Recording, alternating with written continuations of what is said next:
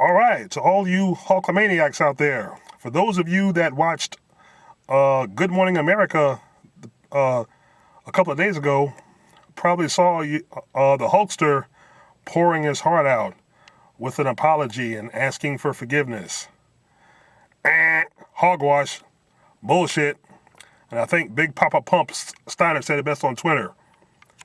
That guy is only apologizing and trying to salvage what image he has left only because he got caught on audio and, of course, on camera. Of course, I'm pretty sure no one wants to see what was on camera. But anyway, when WWE fired him, blacklisted him, he basically now is trying to go on the offensive. And I have a problem with some of the interview he said. He said growing up in his neighborhood, he grew up in a rough neighborhood where his friends, white and black, greeted each other with the N-word. Are you fucking kidding me?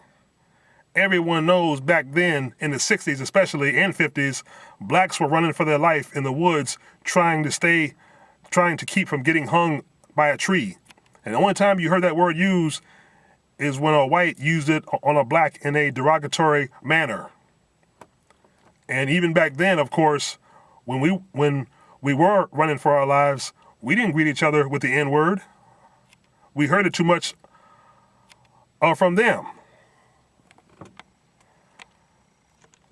So I don't know what the fuck Hogan is trying to pull, but he needs to check the history of the 60s and 50s and get his facts straight. Basically, he told a blatant BS lie on Good Morning America and tried to sugarcoat it with tears. Of course, once I heard that interview, I listened to it twice. And I'm like, who the fuck is this guy kidding? Come on. How in the world in Tampa, Florida, the south of all places, how in the world could you grow up greeting each other with the N-word? Everybody knows a white guy can't call a black dude the N-word and there won't be a fight or a confrontation of some sort. I mean, come on. In the 50s and 60s, the KKK was at an all-time high. Blacks were getting either hunted down, hung from trees, or shot down. Come on, Hogan. Everyone knows the history back then. Blacks and whites, for the most part, didn't even interact unless it was violence or riots.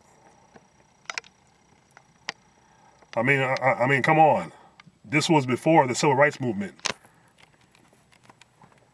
So, Hogan, boy, stay off TV. You know, I think Bret Hart said it best on a podcast Q&A that I listened to that I listened to last night.